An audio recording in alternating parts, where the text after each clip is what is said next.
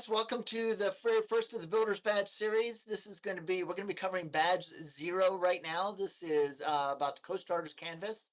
And this entire series really is going to be about the Builder's Badges, which are really meant to be milestones that you guys can put together as you're building your entrepreneurial journey and as you're beginning to work towards launching and possibly even getting investment in your business as you move forward. Each one of the Builder's Badges, except for the first couple, are going to be elements of a pitch. And the reason we're doing pitches is that we're looking at pitches as kind of your articulated business plan. You could write out your 24-page business plan. A lot of people still do that, but very few people ever read a business plan. And yet the same amount of work goes into a pitch. And the great advantage of a pitch is that you can actually articulate your business to people like customers or partners or anybody else or investors eventually that you would need to be able to present to, and you can get immediate feedback. So that's part of the reason we would like to pitch rather than a full business plan, is because you're putting the same amount of work into it. You're still having to do it, and yet it's a lot more flexible. It's a lot more usable. There's a lot more utility to the whole process, and you can actually really engage other people in a way that helps you refine your process. So that's why we're focusing on the pitch. The first two badges, the CoStarter's Canvas and then the customer persona, are not actually part of a pitch, but they're essential elements before you go into a pitch. And the CoStarter's Canvas really is, we're calling it Badge 0 because it's more about the first way. It's helping you think through what your business is from the very, very beginning. So it's kind of like taking an idea for a business and turning it into a business idea. An idea for a business is essentially the idea that it's mainly about you. It's about what you're offering. You know, Celeste, for you to offer portraits for other people, or paintings, or services, or a product that you're offering. Whatever it is that you're offering, that's really what the idea for a business is. A business idea, though, is really about your customer. It's really about what they need and how your product interacts with their needs, and then being able to engage them around their needs, meeting those needs, and then validating the fact that you're offering that value in a way through revenue. So revenue is not only helping sustain you, it's also really giving you the validation that you're meeting people's needs because people are paying you to meet those needs. So that's really what the CoStarter's Canvas is great for, is it helping you really think through making that shift from what it is you're offering to who it is you're serving. So from an idea for business to a business idea. All right, so this is the CoStarter's Canvas. Really, the idea is here, it's a one-page business plan, and it's a very simple format because it is primarily, there are a couple more canvases, the Lean Canvas, Osterwilder's Business Model Canvas, if you guys have seen those. Both of those are a lot more complex and therefore more advanced once you get farther along in your business and you're really thinking about resources and processes of how to build your product. Those canvases are a lot better. The great thing about the CoStarter's Canvas is you can do it at the very, very beginning when you're really getting your idea together and figuring out, how am I going to take my idea for a business and really turn it into a business idea. The biggest focus is the customer, which is over here on the left. And eventually you want to get to revenue. And of course, there's startup needs and costs at the bottom. But everything in the middle is really about how you're going to be able to get from your customer to a point where you're really sharing value and ultimately making revenue in your business. So I'm going to walk through this. There's somebody in our community who is who's doing a women's gym. Now, I'm not going to try to represent her women's gym, but I'm going to start from the idea of perhaps we were building a women's gym. What would this look like? And because I think it gives a really good definable customer and a definable way to actually get towards revenue. So this is the way that I might fill this out if I were to build a women's gym, and a specific kind of women's gym too. And again, you want to start with your customer. So in the customer section, one of the things you want to think about, first of all, is that you don't want to just put in like one or two things. What you want to do is describe your customer as best you can. So for instance, this is the way that I would describe the customers for my women's gym. And again, I'm not a woman, so I'm not I'm not pretending to make sure that this is going to be the greatest women's gym, but this is the way that I would conceive of this. They'll be focusing on women maybe 30 to 45, particularly professionals. So people, women who have been in a career for a while, they've really been out there killing it in the job front, but in the process, perhaps they've sacrificed some of their health goals in the process of building their careers. And now they're coming back and realizing, so they've been in the business world maybe for a few years, and they're beginning to realize, man, I really need to start focusing back on my health and get myself back in shape here. So the career maybe has gotten in the way of their health. Um, but at the same time, because they feel a little out of shape, maybe they're not feeling like they want to just go into a gym where everybody looks beautiful and perfect shape. And especially if there's a bunch of men walking around who are, particularly beefy or something like this, it may feel really uncomfortable for them to walk in feeling out of shape, walking into a gym where there are people that could see them in ways that they might not feel as flattering. So they want privacy. They don't want to have to feel embarrassed in a really big gym. And they want to be able to relate to other women who are also in this same stage of their health journey. So particularly in urban context, let's think about a city maybe the size of Colorado Springs, maybe going up to Denver, but something along those kinds of lines. We're going to focus on Southern Colorado Springs right now, but that the focus is not so much I want to make myself look beautiful so much as I want to get healthy because I feel like my career has taken the priority, maybe my family has taken some priority. Now I want to get back in shape. I want to start focusing again on my health. So you see what I've done here is that we're not just saying we want to focus on women. There's a lot of women. There's whatever 3.5 billion. I guess if we count 7 billion. I think we may be up to 8 billion. So close to 4 billion women in the world. We're not talking about serving everybody. We're talking about serving people in a particular location with a particular set of needs, and people particularly who are in a transition.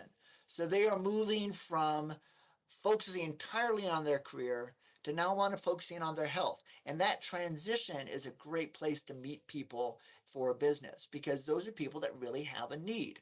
They have a desire for things. So when you're filling out the customer section, make sure you put in multiple qualifiers, bringing the level of detail about who these people are down to as much granular space as you possibly can. One way to do that, one really good way to do that too, is get out a separate sheet of paper and actually draw out who the customer is. So actually take a piece of paper and draw it, because drawing actually uses a different part of your brain. It forces you to think differently about the kind of concepts that you're trying to bring to the table. And so when you draw it out, you draw out the kind of interaction she may be having, the kind of goals she might have. It's gonna generate a different set of ideas than you're gonna get if you're simply filling out the form in a list format like this. So the next blank that you want to really focus on then is the problem. And the problem is going to be for this women's gym that we're focusing on is that women feel out of shape, obviously. These are people that feel somewhat unhealthy, perhaps. They feel like they are wanting to get their goals back in order. They want to feel like they're not just focused on one thing or two things. They really want to start thinking about their whole life again, and that they want to feel also safe. And that the problem is that walking into a gym where everybody is fit and healthy and building their, doing bodybuilding and other things may just not feel comfortable if somebody's feeling out of shape. So we really want to target people at the beginning of their health journey. The alternatives then are whatever they could do without you. So for instance, for this, we'll be talking about regular gyms. So the standard kind of community gyms, and there's all sorts of them. There's, Gold's Gym, which is really bodybuilding. And then there's other things like Planet Fitness, which is primarily for commuters and others. She might feel more comfortable there, but really our customers probably wanting to really be around other women so that she doesn't feel like there's maybe some of that sexual tension or whatever else, or the attraction kind of thing, the feel like we have to perform for members of the opposite sex. We just really want to focus on our health. We want to get healthy. We want to feel like we're back in a place where we feel good about ourselves. So we could also do that at home, but of course, home, we've got problems with accountability. And how often do you really do that when you're coming home every day and you're really, really tired? Um, you could also join clubs, but then you've got some of the same problems of people there may be like in great shape, and I don't feel like I'm in great shape. I'm still at the beginning of my journey.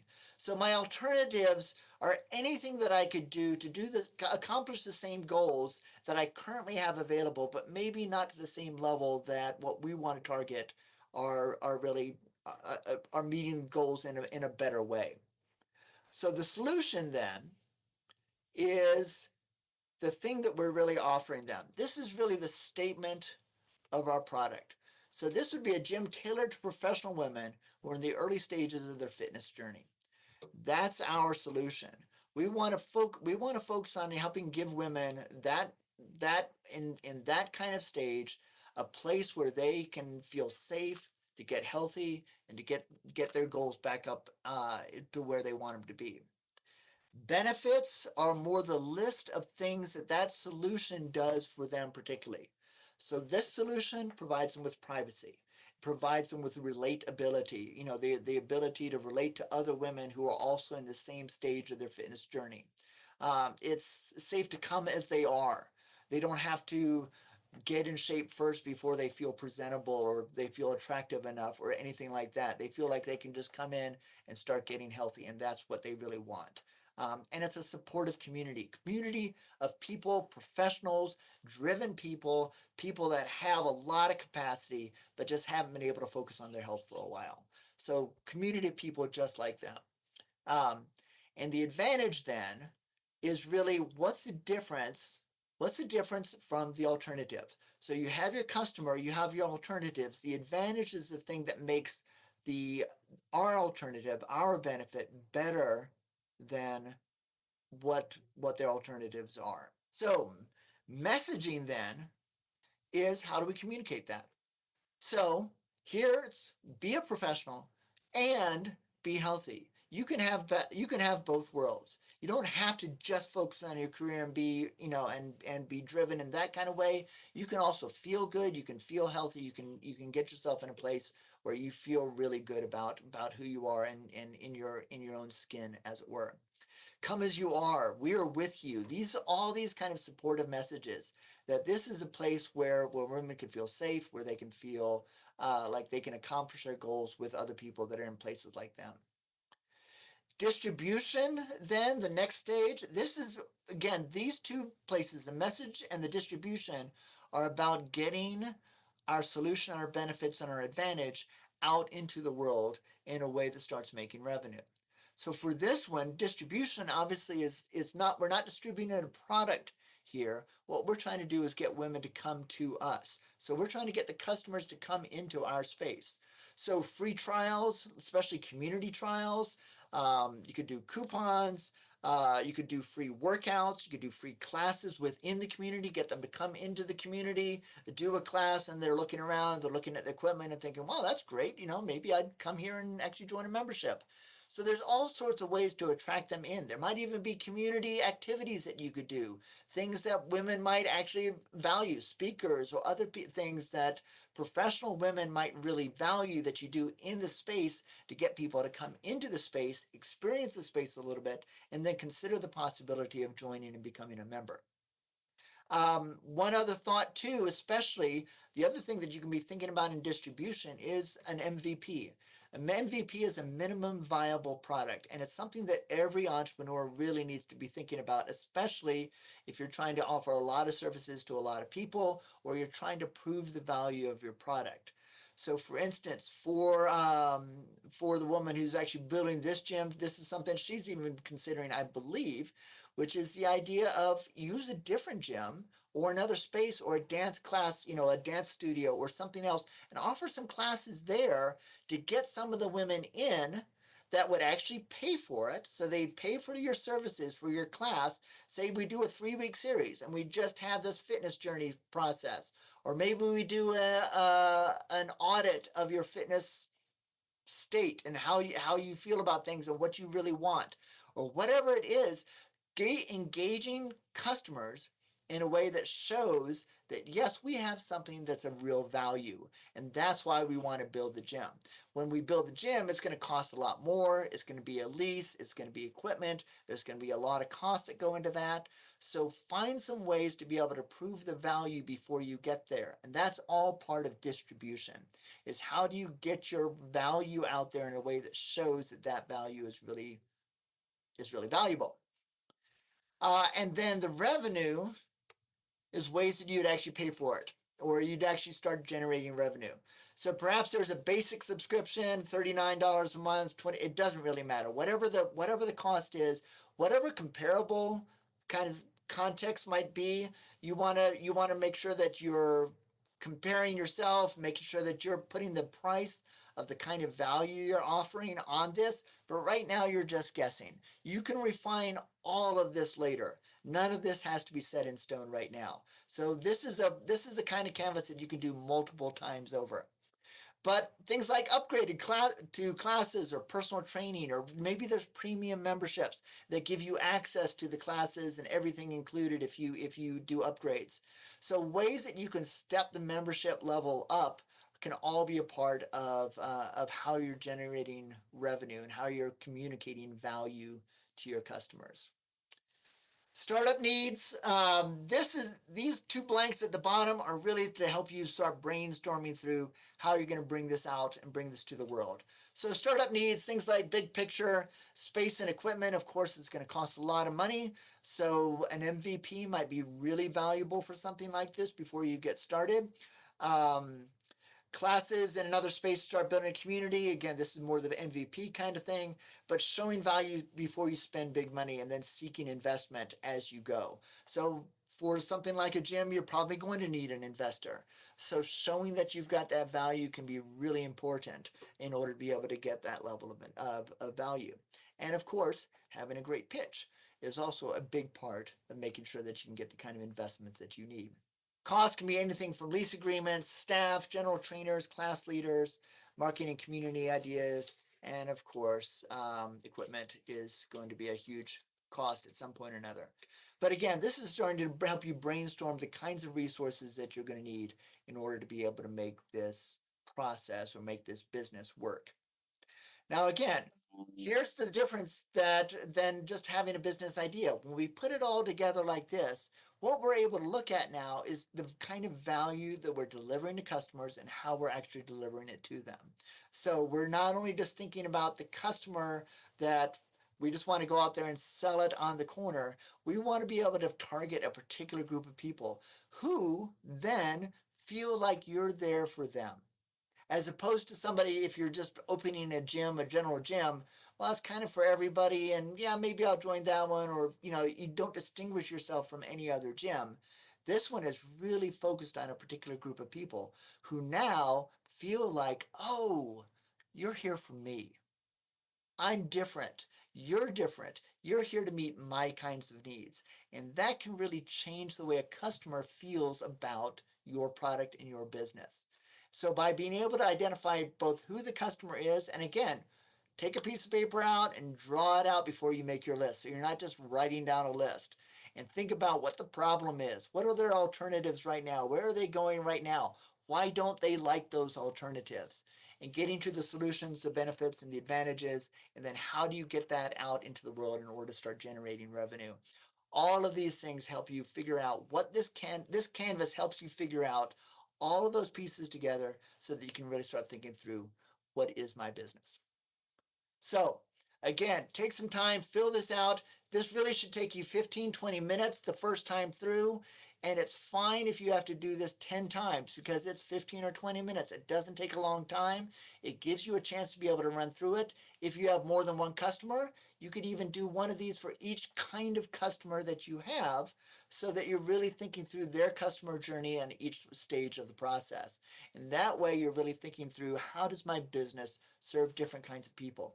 But one way or the other, fill it out, go find a mentor, like we were talking about with Celeste there earlier. Go find a mentor, talk about it with them. They may have some ideas, they may ask you some questions, they may want you to redo it a couple times. All of that's fine. Again, this is a great step for the early stage of your journey.